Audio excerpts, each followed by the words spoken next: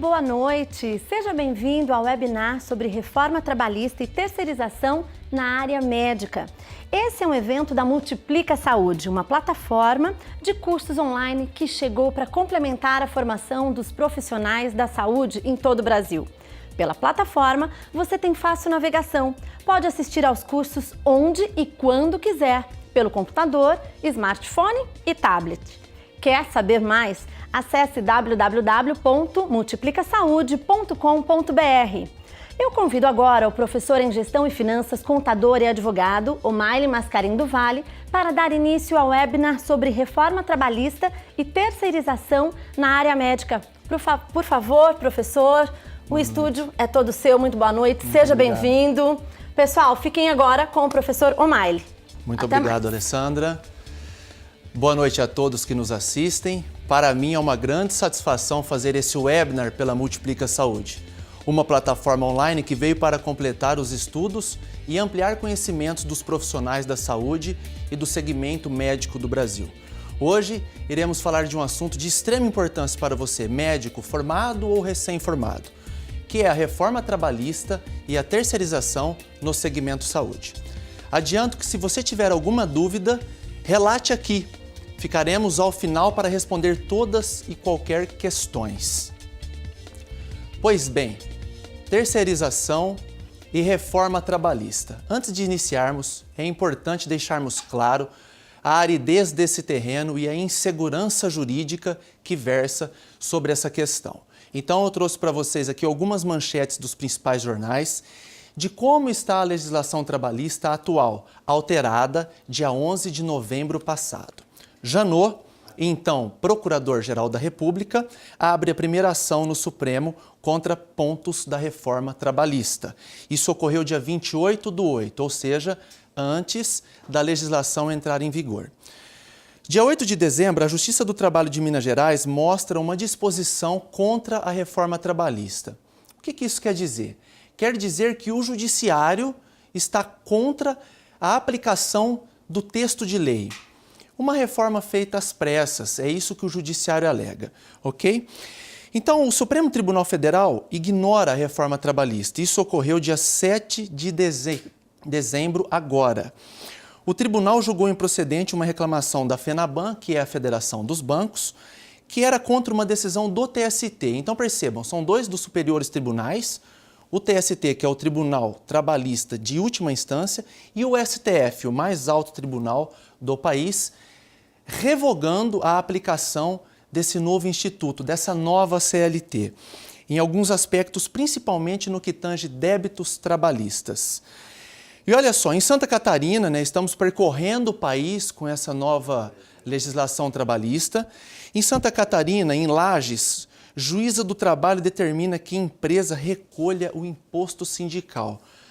Percebam vocês que o recolhimento do imposto sindical torna-se facultativo com o novo ordenamento trabalhista, mas, em Lages, a juíza determinou a obrigatoriedade desse recolhimento. Por fim, juiz de São Paulo, juiz Eduardo Rockenbach, 30ª Vara do Trabalho, decreta que apenas sindicalizados recebam os benefícios da justiça trabalhista, do sindicato.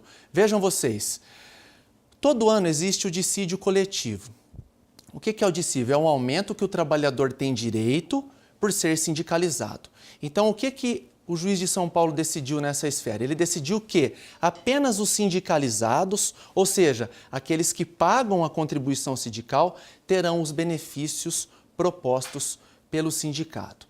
Então, é nesse terreno, é nessa aridez jurisdicional que iniciamos a nossa aula de justiça trabalhista, de direito do trabalho, de direito processual do trabalho. Então, percebam vocês, a CLT ela é de maio de 1943. Até novembro passado, ela existia dentro de uma proteção ao empregado. Isso, inclusive, gera determinada insegurança financeira ao investidor de fora. Por quê? De cada 100 ações que tramitam no mundo, 98 tramitam no Brasil.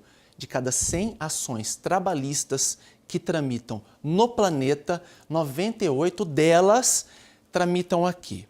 Para se ter uma ideia, em 2016, chegamos à monta de 3,5 milhões de novas ações só no ano 2016. Isso gera uma insegurança jurídica e principalmente financeira. O governo, herdado pós-impeachment, num lapso de organizar essa situação, de proporcionar ao empresariado interno e externo, uma segurança financeira, decidiu alterar a CLT. E nesse sentido ele fez uma alteração com 7 dispositivos legais, isso mesmo. O Executivo enviou para o Legislativo 7 alterações. O Legislativo, por sua vez, fez 100 alterações. Então, de 7, subiu para 100 e dentro dessas 100 houveram 900 emendas parlamentares. Sabemos que, por exemplo, o Código Civil tramitou durante 30 anos no Congresso Nacional para ser efetivado, para ser promulgado. A reforma trabalhista ocorreu em torno de meses. Então, não adiantou o apelo da OAB, a Associação dos Magistrados Brasileiros, não houve com a comunidade, com as entidades de representação, um diálogo para se ter um texto de lei contributivo, participativo das associações. O que houve? Um texto de lei feito pela Câmara, pelo Senado e sancionado pela Presidência da República de uma forma cogente, ostensiva e às pressas.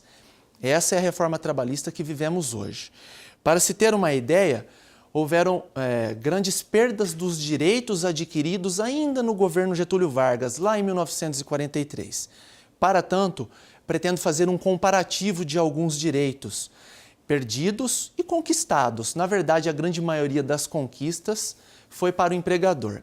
Normalmente, o médico, o profissional da saúde, ele está nas duas pontas da lança. Ele é empregador e também é empregado. Ele tem a sua clínica e também trabalha em um hospital.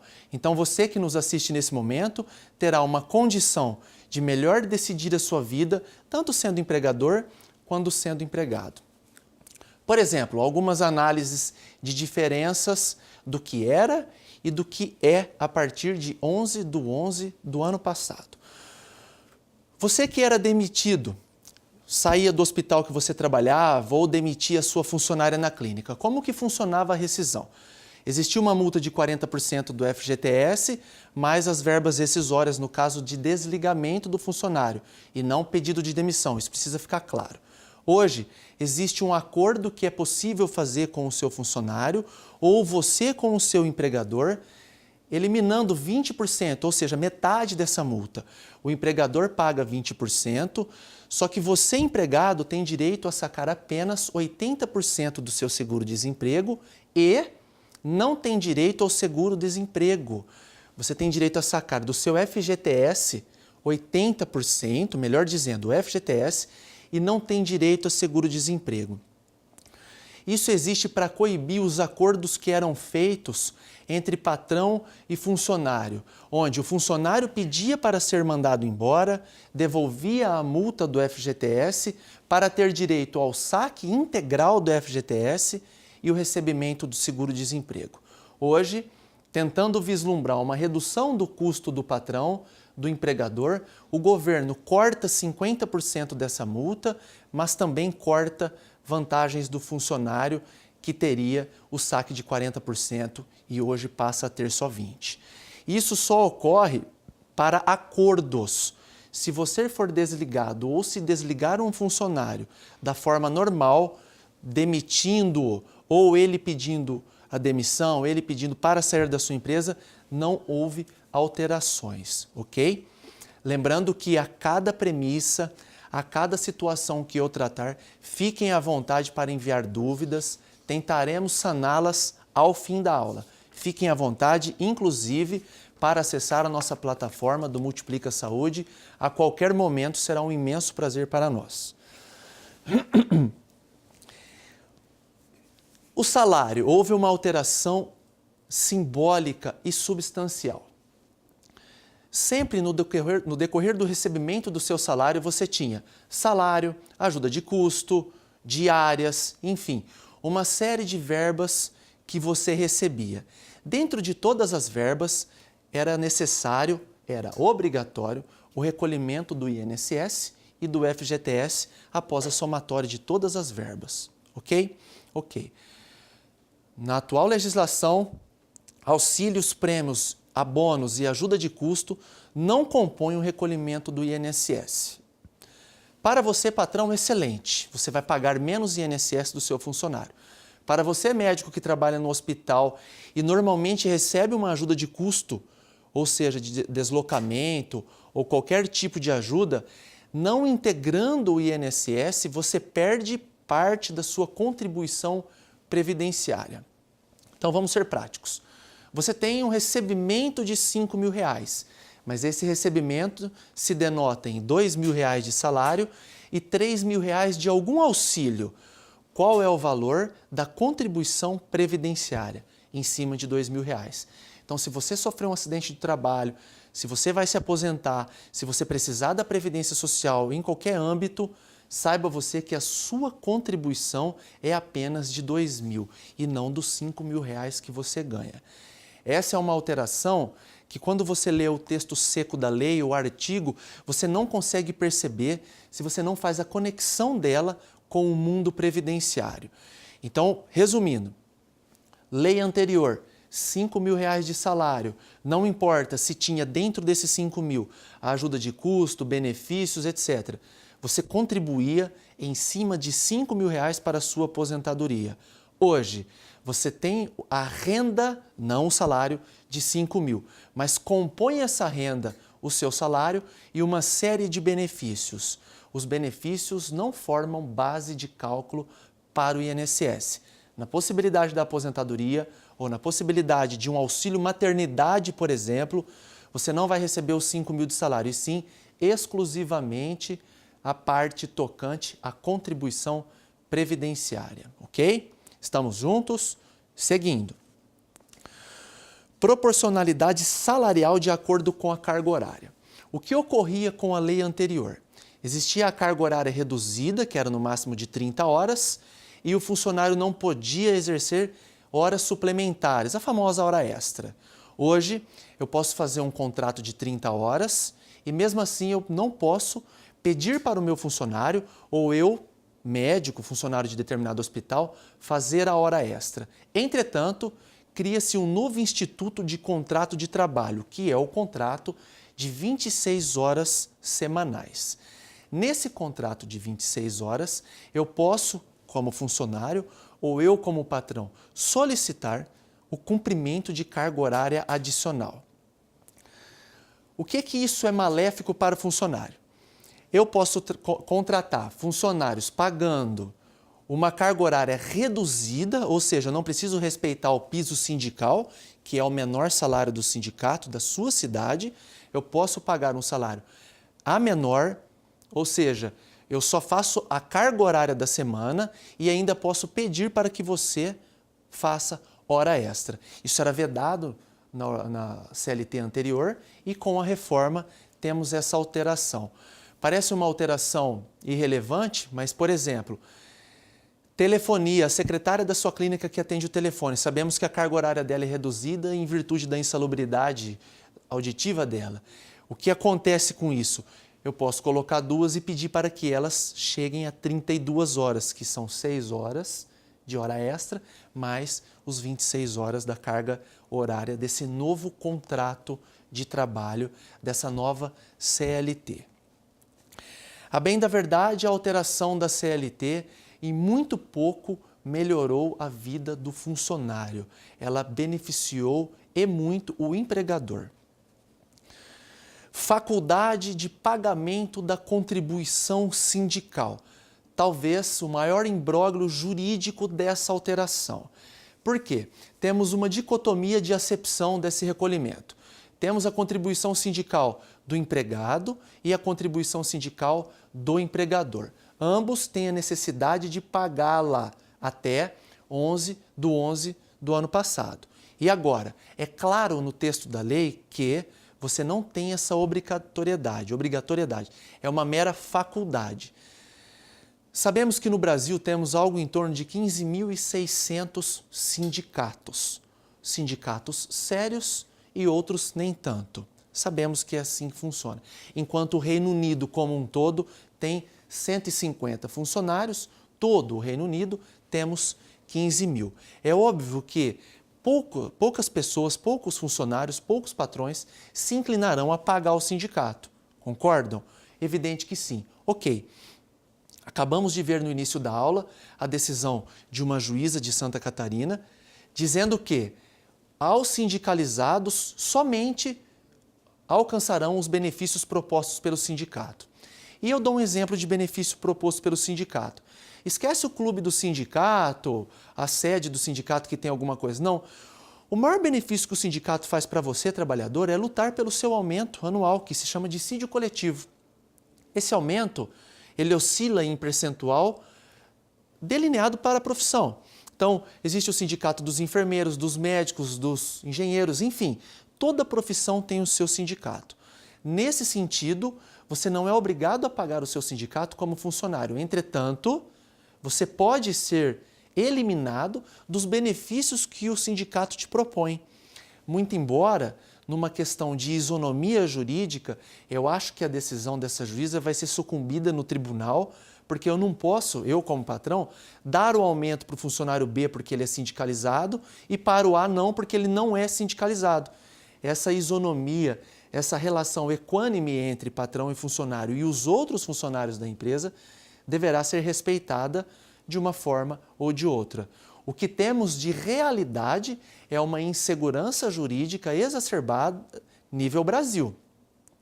Passamos aqui agora em N estados, dizendo que tanto no Supremo Tribunal Federal quanto nos tribunais estaduais há questionamentos de toda a ordem dessa contribuição sindical e de todos os outros direitos e deveres adquiridos e perdidos nesse novo ordenamento.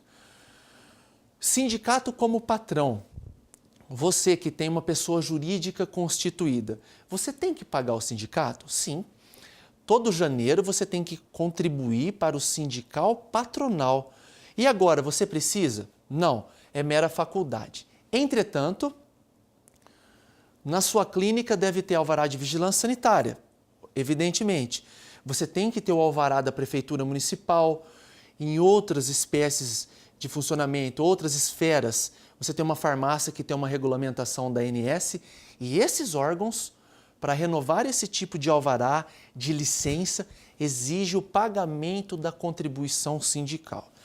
Vivemos no Brasil uma doença que chama esquizofrenia jurídica. É a oportunidade que o brasileiro tem de imaginar que toda e qualquer situação será resolvida com a promulgação de uma nova lei. Não é assim que funciona. A faculdade de pagar o sindicato é eliminada pela burocracia exigida pelo órgão público, que não te dá o alvará se você não pagar esse sindicato. Evidentemente que isso oscila de cidade para cidade. Não são todas as cidades do país que exigem esse pagamento na renovação do alvará, mas cidades de grande porte, na sua maioria, exigem esse pagamento. Então, resumindo, temos duas esferas de contribuição sindical, patronal e funcional. Você, funcionário, tem a faculdade de trabalhar aquele dia por ano de graça, que é dado para o sindicato, entretanto pode perder direitos que o sindicato luta a seu favor, se é que ele luta com todo respeito ao sindicato. E você, patrão, tem a faculdade de pagar a contribuição patronal, mas antes dessa decisão, consulte seu contabilista, consulte um advogado para saber se na prefeitura da sua cidade não é exigido em algum momento essa guia paga, ok? Contribuição sindical sempre um tema árido. Espero perguntas de vocês ao final da aula. Fiquem à vontade. Banco de horas, uma alteração que tende, pelo menos na ordem enfática, a eliminar a hora extra. Olhem vocês a seriedade do que eu estou dizendo. Hora extra está com os dias contados. E vou dizer o porquê. Banco de horas é um instrumento jurídico trabalhista onde o trabalhador cumpre uma carga horária adicional e acumula um crédito de horário com a empresa para gozar depois, para descansar depois. Isso ocorre muito em sazonalidades. Por exemplo, uma época que tem determinada epidemia no hospital, como por exemplo estamos vivendo a febre amarela nesse momento, o Zika vírus, enfim, pode ser que seja exigido pelo hospital uma demanda maior de médicos, de enfermeiros, enfim, todos os funcionários estão nesse diploma legal. E o que o hospital pode fazer? O banco de horas. Olha, você vai trabalhar mais, depois você descansa. Como era a constituição do banco de horas antes do ordenamento? Eu precisaria fazer uma reunião com todos os funcionários, pegar a assinatura deles, levar ao sindicato. O sindicato ia com representantes na minha empresa, podia ser uma empresa de 5 funcionários ou de 5.000, não importa. Ia fazer um questionamento público. Quem é a favor do banco de horas? E era uma votação, era democrático, existia uma representação sindical protegendo o funcionário. Ok, como é hoje? Eu, patrão, chamo o funcionário e falo assim, assina aqui, meu caro, esse é o seu banco de horas. O funcionário que exerce uma posição frágil juridicamente e financeiramente, raramente não vai assinar, tendo em vista a possível demissão. Então, eu não preciso mais do crivo do sindicato. É um trato entre patrão e funcionário e é direto. Pode ser que eu tenha com determinados funcionários e com outros não, caso eles não queiram assinar e não sejam demitidos por isso. Então, o banco de horas é uma questão que vai talvez eliminar a hora extra. Por quê? Porque o patrão vai conseguir administrar em descanso aquele pagamento em dinheiro que ele sempre teve. Banco de horas é um problema que eu reputo uma das maiores apunhaladas no funcionário desse novo ordenamento, porque pensem vocês, um funcionário ou médico plantonista ou qualquer tipo de profissional da saúde que está acostumado a ter em sua renda determinada carga horária adicional, essa renda pode ser cortada amanhã. É isso que eu estou explicando para vocês. Então, o seu patrão pode homologar o seu banco de horas e, a partir daí, acabou-se as horas extras em dinheiro, em espécie, ok?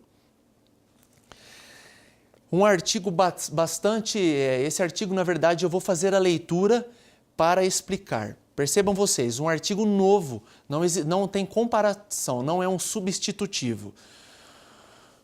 É facultado a empregados e empregadores, na vigência ou não do contrato de emprego, firmar o termo de quitação anual de obrigações trabalhistas perante o sindicato dos empregados da categoria. Percebam vocês, se vocês tiverem alguma dúvida do artigo, da letra da lei, façam o questionamento aqui no link e ao final da aula responderei com prazer, tá? E acessem o nosso sistema multiplicasaude.com.br, fiquem à vontade. O que esse artigo fala? O artigo diz que podemos, ao fim do ano, normatizar perante o sindicato todo o adimplemento de verbas trabalhistas do ano. Significa dizer que eu, patrão, vou até você, funcionário, e falo assim, assina aqui, diga que eu não te devo mais nada. Você assinando e eu, patrão, homologando isso no sindicato, eu elimino a possibilidade de você entrar com ação trabalhista contra mim, mesmo que eu não tenha pago todas as verbas que são preconizadas nesse instrumento. Então, percebam vocês, durante 12 meses você tem o seu salário, você recebe.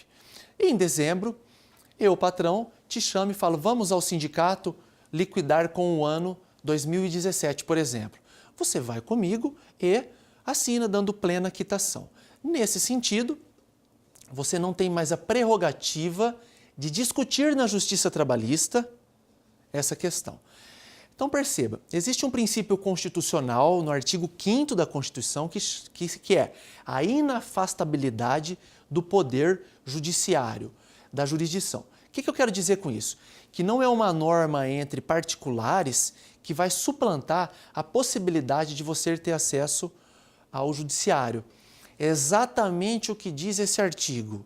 Um artigo que, em curto prazo, penso eu, julgo eu, que será eliminado em virtude de sua deflagrada inconstitucionalidade. Um artigo que visa a punir o funcionário E quando o empregador é um bom empregador, ele não vai se valer dessa ferramenta, concordam comigo? O empregador que faz o pagamento do salário, tudo ok, segue em dia, ele não precisa de um termo de quitação ao fim do ano. O termo de quitação é o holerite assinado, são os recibos assinados.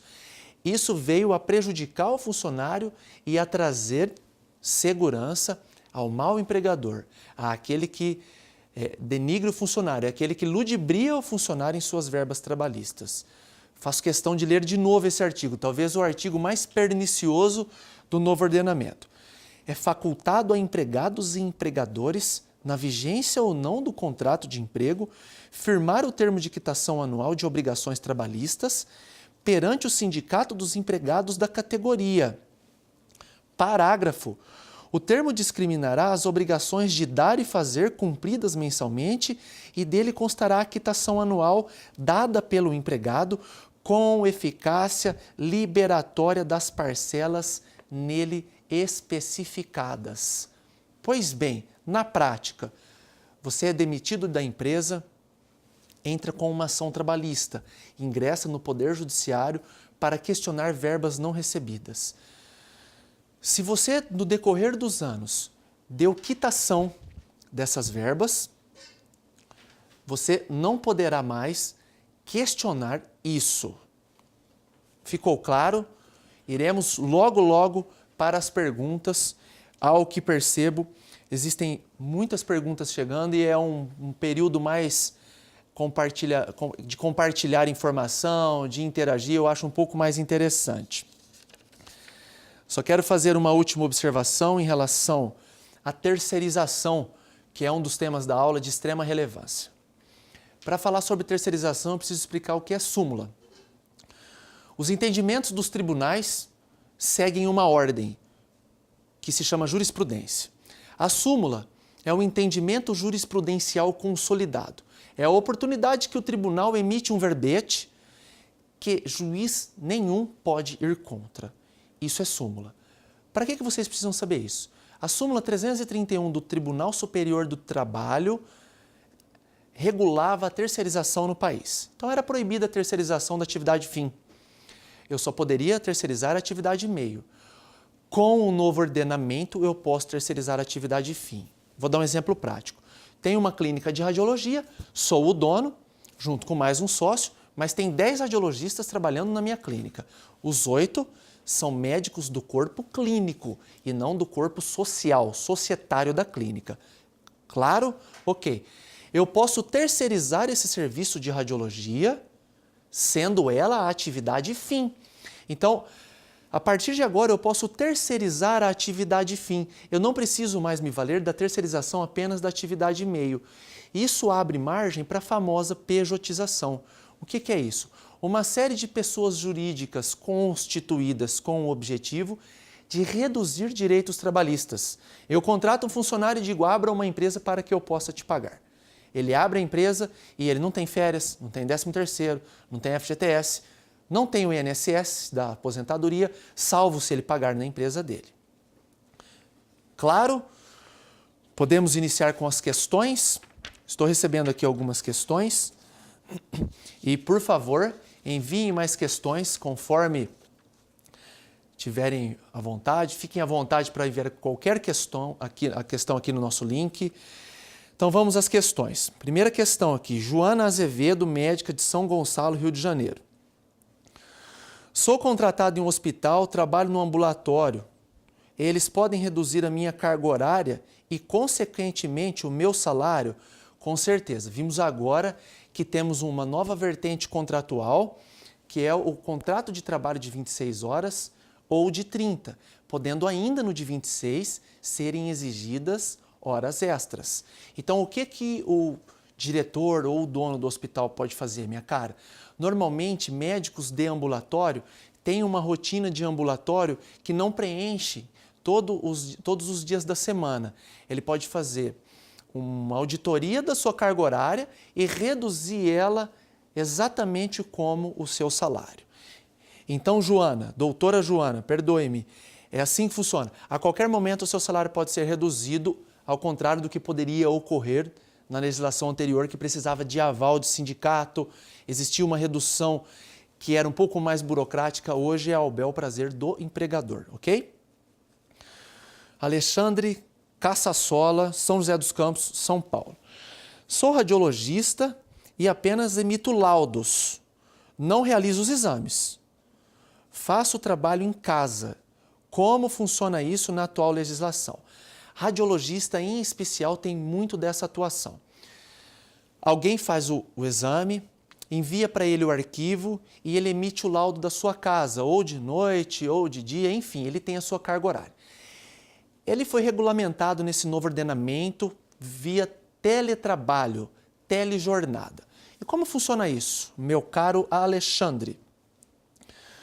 Você é remunerado pelo número de trabalho, pelo número de laudos. Então, em hipótese alguma, jamais você vai ter uma hora extra. Se você dava 100 laudos e hoje passar para 150, caso você não cobre por laudo, você será pago exclusivamente pela carga horária contratada. O que precisa saber, Alexandre? Você precisa saber que, para você ter o elo trabalhista, você precisa acessar um sistema da empresa. Muitos desses radiologistas, eles acessam via trabalho autônomo. Então, existe o trabalho autônomo e o trabalho de vínculo trabalhista. Esse teletrabalho só existe para o vínculo trabalhista. O autônomo, como a legislação diz, é autônomo. Você vai receber conforme a sua demanda operacional e não um salário ao fim do mês. Claro? Ok. José Carlos Macebo, Caxias do Sul, Rio Grande do Sul. Sou dono de uma clínica de radiologia e tenho médicos que prestam serviço que não são meus sócios. Como devo regularizar isso? Com certeza o José Carlos, acabei de falar, José Carlos, vou repetir, talvez você não viu ou enviou a pergunta antes. Você é dono de uma clínica e tem médicos que trabalham de forma adicional na sua clínica. O corpo clínico é maior que o corpo societário. Você pode terceirizar agora a atividade fim da sua clínica e regulamentar isso via um contrato civil de prestação de serviço, não mais um contrato trabalhista. Não existe mais uma relação trabalhista, e sim uma relação de direito civil, onde você regulamenta, inclusive nesse contrato, ilustre, a responsabilidade civil do possível erro de diagnóstico, e não só a demanda trabalhista, a demanda operacional, ok? Lívia Sacax, médica, Taboão da Serra, São Paulo. Sempre paguei horas extras às minhas secretárias da clínica. Posso eliminar isso da minha vida? Como? Pode. Tomara que a sua secretária não esteja vendo o nosso webinar, mas você pode, tá? Doutora Lívia, por quê? Porque você pode fazer um banco de horas e regulamentar essa carga horária adicional, deixando elas descansarem nos momentos oportunos, como, por exemplo, quando a senhora vai para um congresso médico, ok? Antes da próxima, é necessário deixar claro que a eliminação da carga horária suplementar tem que ser precedida da homologação desse banco de horas. Não é amanhã chegar na clínica e falar, olha, acabou a carga horária. Não. Tem que ter esse banco de horas regulamentado, firma reconhecida pelo funcionário. Ficou claro? Ok. Lincoln Alves, Juiz de Fora, Minas Gerais. Posso deixar de pagar a contribuição sindical? Na verdade, pago duas, a funcional e a patronal que meu contador me manda. Dr. Lincoln, Juiz de Fora, pode? Precisa ver com o seu contador se a patronal não será exigida pela Prefeitura Municipal, pelo CRM, por alguma entidade de classe da sua cidade, ok? Agora, a funcional que você paga, porque possivelmente é funcionário em algum hospital, você pode amanhã fazer a carta no Recursos Humanos ou no Departamento Pessoal do hospital e não mais pagá-la, tá bom? Adriana Cavalcante, São Luís do Maranhão. Maranhão, olha só. Muito obrigado pela sua questão, viu, minha cara, Adriana? Dou plantão em Bacabal e demoro 4 horas para chegar lá. Parece até que você mora na capital paulista, né, minha cara? Mas vamos lá. Até hoje sempre recebi por esse deslocamento. Como fica agora? Ok. Você deve ter lido alguma coisa sobre as horas in itinere. Essas horas são pagas pelo patrão em virtude desse deslocamento. Entretanto, isso só ocorre quando não tem transporte público para te levar até o local e adição, o patrão paga o seu transporte. Então, isso que você recebe é uma ajuda de custo e não um recebimento dessas horas em itinerary. Na verdade, o que você tem é uma ajuda de custo logística. Não necessariamente o seu empregador vai cortar essa ajuda de custo, tá? Pode ser que ele venha cortar, mas não por estar embasado na nova legislação. Isso é uma ajuda de custo que deve entrar no seu holerite, inclusive não tem a questão da contribuição previdenciária a partir de agora. É o que eu disse no início da aula, que meras ajudas de custo ou situações que integram o holerite, mas não são salariais, não tem mais a contribuição previdenciária. Então, o que você recebe é uma ajuda de custo. Se o seu empregador decidir que não cortará, ele não vai cortar. Se ele quiser cortar, você pode reclamar com ele ou até na Justiça Trabalhista, caso o seu vínculo seja direto, via carteira de trabalho, mas não precisa se preocupar com isso nesse momento. O Wellington, aqui de Rio Preto, obrigado por participar, Wellington. Banco de horas, qual o prazo que o empregador tem para liberar as horas que o empregado fez? Ok. Na legislação anterior, onde era homologada pelo sindicato, o empregador tinha 12 meses para fazer a compensação da carga horária. Hoje, o empregador tem 6 meses para fazer essa compensação. Então, em que pese o sindicato não participar mais dessa relação, ele facilitou, o legislador facilitou e diminuiu esse prazo. Você não precisa esperar mais um ano para compensar essa carga horária, e sim apenas 6 meses, ok? Estamos recebendo mais uma série de perguntas, mas infelizmente o nosso tempo acabou. Eu agradeço imensamente a participação de quem enviou as perguntas, de todos que assistiram. As outras dúvidas que chegaram aqui, mais tarde vou respondê-las individualmente. Faço um agradecimento a todos os produtores, a todo o operacional aqui da Multiplica Saúde. Peço a todos vocês que acessem a nossa plataforma, que tenha, além desse curso trabalhista, aulas de planejamento tributário, educação financeira, marketing e tudo que o profissional da saúde precisa para se especializar ou se reciclar. Muito obrigado a todas e a todos. O nosso blog e site é www.multiplicasaude.com.br. Obrigado e até a próxima!